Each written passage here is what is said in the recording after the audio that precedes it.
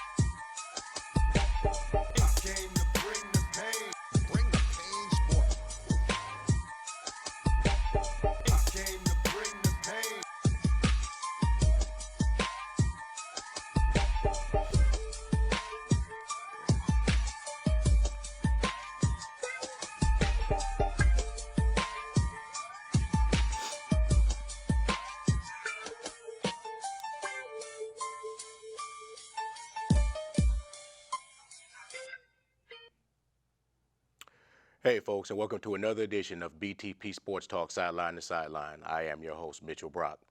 And joining me on the panel today, to my left, the Tennessee Volunteer himself, the one and only, Mr. Damian Jolivet. And it's just us today, y'all. Mike Tula is out doing his thing on the film. So, it is early December, and you know what we do here. We talk football. So let's start off, as we always do, by talking about the hometown Houston Texans. Now, they are on a 4-game winning streak. Mm-hmm. Okay, now let's examine the teams that they've beaten. Started off with Tennessee, which, you're supposed to beat them. Yeah. You know, they probably would have got a better run out of Katie. We'll talk about that later. Cincinnati Bengals, that was a shocker. Oh, yeah. That was a shocker, and handled them. Didn't just win on no flukish stuff. They actually handled the Bengals. The New York Jets, Hopkins ate your boy Revis up. I know. I know. I was devastated. Yeah, I know. Like, no, Revis. Yeah. And then Revis even got the crying Jordan meme. When you get the crying Jordan meme, you got done up. You got roasted. Right. And then the most recent one, the New Orleans Saints, which, as usual, good offense, but can't stop, water from running down the drain. Okay, so let's talk about the most recent game, the New Orleans Saints. You watched that game. What did you see in that game from the Texans? What I saw is the defense playing it cohesively, banding together as a unit, making tackles. One of the biggest things is, they're starting to play like they know the system now, not just guessing on what to do, but knowing what to do. Yep. And so when you know what to do and you're just reacting instead of thinking and then playing, you play the game a lot faster. And mind you, the secondary is not the fastest secondary in the NFL. So at all. It looks like, to me, they've become comfortable with Romeo Cornell's bracket defense, or how that, when they ran it that year, because remember, Ty Law was not a fast corner at all. No. But he always was around the ball, always got those picks. Savvy. Yeah. It's very savvy because they ran a bracket defense. It's a Michigan man. Of course he's savvy. You know what? Forget that. You always got to say something about Michigan. But, yeah, they bracket the defense around, hey, look, man, it's a man zone concept for people that don't know. Right. So that's what we got. Now, speaking of the secondary, your buddy, Kareem Jackson, came back. Trash bag. And I ain't gonna front, though. That was a nice pick. Yeah, well. When he laid out and caught that pick, that looked like something out of a video game. He needed to do something before Kevin Johnson took his job permanently. What you mean? I mean, I'm just saying. You mean before he take it? Yeah, before he take it. He trying to be, Coach, I still have a little bit of octane left in the tank. Nah. You know what? I've never been a fan of losing your job due to injury. No. There was one time I agreed with somebody losing their job due to injury, and that was Tom Brady. Because look what wound up happening. It's not because he went to Michigan? No. Okay. I just want to be sure. Nah. Because you would say something like that. Yes, it is. Okay, see, there it is. Even producer thinks so. He could have went to any school. He could have went Come on, man. Come on, man. Y'all smell that? Smell like bull. Come on. That might have a little bit to do with it. That might have a little bit to do with For those of you who do not know, Mitchell Brock is a fan of Tom Brady taking over the starting job from Drew Bledsoe because he went to Michigan, despite the fact that he had the most horrible, slothful combine. Slothful. He was sloth. That boy ran a 4 tomorrow in the 40, didn't he? That was the worst 40. I said a 4 A 4 tomorrow. God, that 40 was awful. But yeah, but Kareem Jackson was already a little bit, and you, like I said, I got to give you your props on the air. You called it.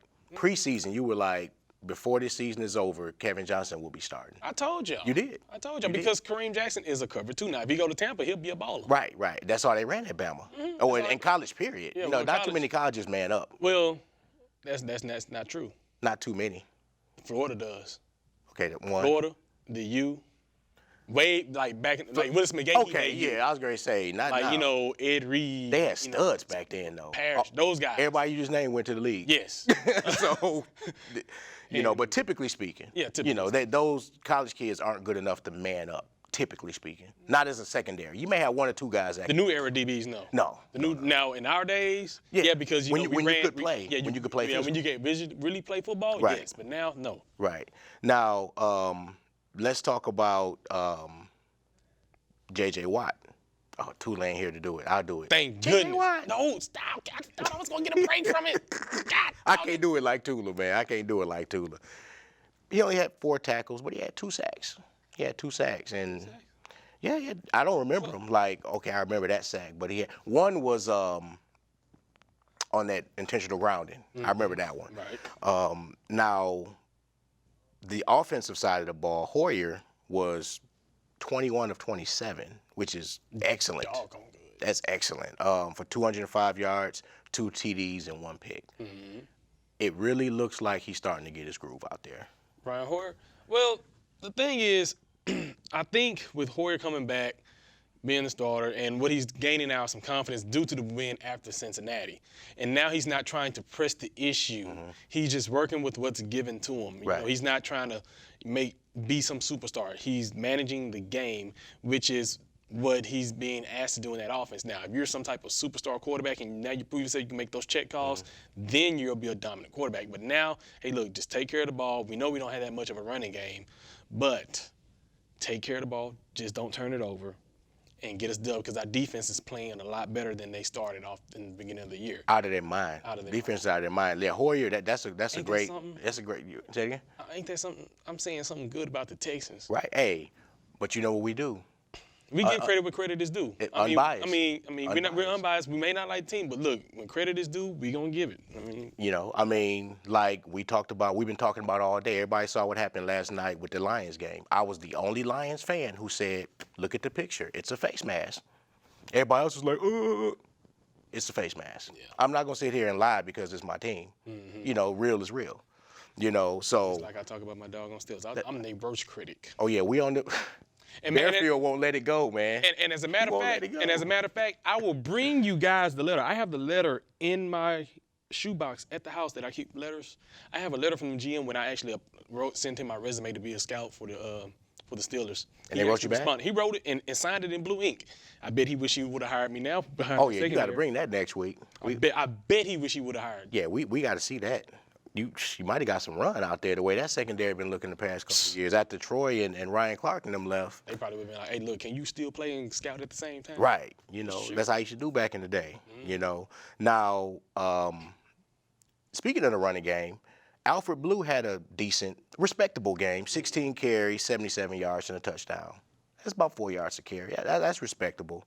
Not much else to speak of in the running game. D-Hop was actually held in check. Now, you've been tearing it up all year. Give me my camera. I want to talk to you for a second, D-Hop. You've been tearing it up all year.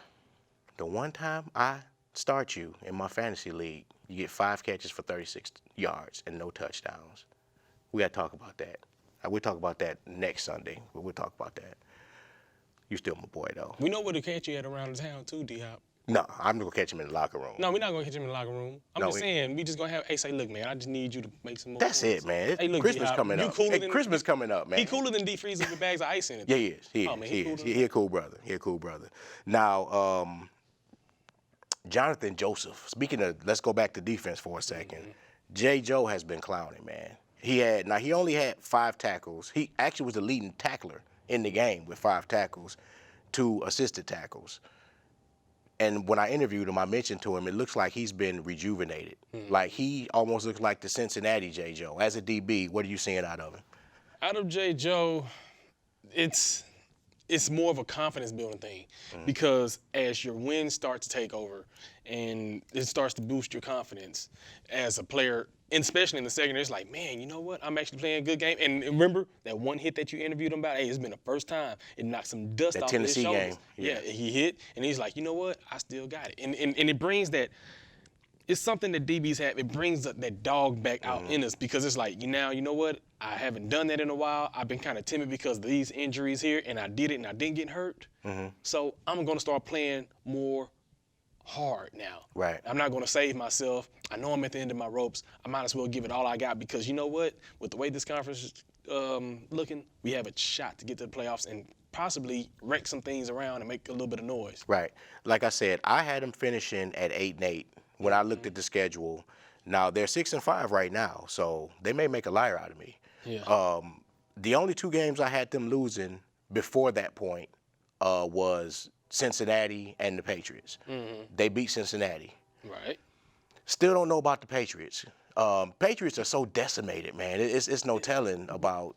And see, the thing about this isn't that you have the AFC South. Oh, you mean the division? NFC, yeah, the division. Okay, AFC South, which is well, look at me, not conferences, but you have the Patriots South.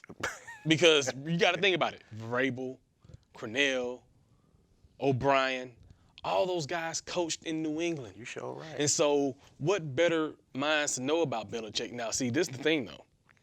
And this is what I noticed. Coaches go everywhere else from Belichick, but they don't coach like him. Right. Because everybody that was a Parcells guy coaches just like Parcells. Belichick doesn't teach those guys how to beat him. Well, no, he doesn't teach those guys. No. The Parcells he gave everybody the tools. He gave them maybe the when blueprint. Belichick decides like, hey, look, I want to retire, he'll give them the tools. He gonna pass the video camera on to him? Yeah, he may pass the video camera along to him or something. But he doesn't teach them how to beat him. Right. He just teaches them good coaching. No, not while I'm still doing it. Yeah, I ain't gonna teach you how to beat me while I'm still doing it. Well, my whole thing is, look, man, make a whole bunch of U's and make the league very competitive. Yeah. That's my whole thing. You know what? It's been a sucky football season. I was gonna say we were gonna talk about that next segment in the round robin NFL segment. This season has been horrible. Now, we just talked about 6-5, second in the division behind the Indianapolis Colts. Even though they have identical records, the Colts own the tiebreaker because they beat the Texans. So if the Texans win out and beat the Colts, they'll win the division, and which means they'll get a home game. Not only will they make the playoffs, but they'll get a home game. Now, they got the Buffalo Bills coming up this week, right? Preview that game for me. Well, Buffalo Bills, Sammy Watkins, I look for him to act the fool because now you have 2. I just want to see 2 former teammates in D-Hop and Sammy Watkins, how they perform on their respective offenses. That's right, Clemson. Tyrod Taylor, a more athletic, more mobile quarterback. Can the Texans contain him and keep him in the pocket? Because he will run around, extend the plays, and throw the ball downfield. You know, he's not going to take all those hits. I will say the Bills' defensive, they have a little bit more nastiness about them due to Rex Ryan being their coach. And we all know, we love Sexy Rexy, as he likes to call himself. Yeah, that's my boy. I like that. You know, he's going to give him that attitude. I mean, come on, for crying out loud, he signed the dude that broke Geno Smith's jaw.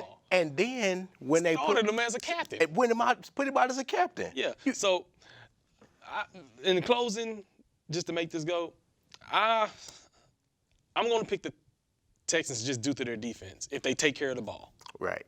I got cold weather may get them. Yeah, they don't play in cold weather much. Their whole division is warm weather teams, you know, and except the Colts, but they play indoors, so it doesn't matter. But yeah, I like the Texans in this game. I'd say maybe 27 to 17. I was gonna say 14. I'll give the Texans 27 to 14 in this game. I like the way, I like the way they're playing right now. So I'll give them the game. So, but we gotta take a break, folks. So when we come back, we'll go round robin, talk about the rest of the NFL. Stay with us. We'll be right back.